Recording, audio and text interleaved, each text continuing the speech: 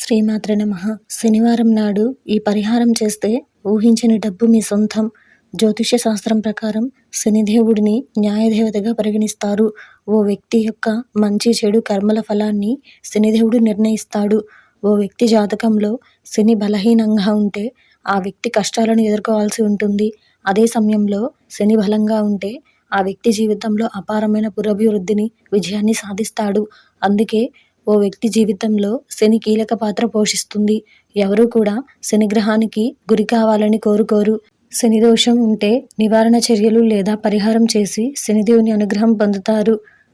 శనివారం రోజున మినప్పప్పుతో ఈ పరిహారం చేస్తే వ్యక్తి జీవితం బాగుంటుందట, ఊహించని సంపద లభిస్తుందట.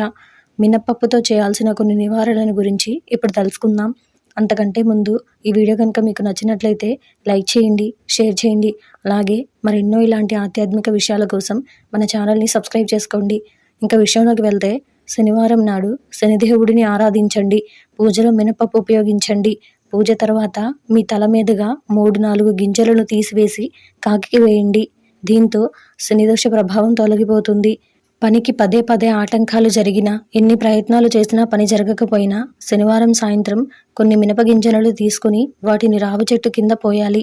పోసాక వెనక్కి తిరిగి చూడొద్దు.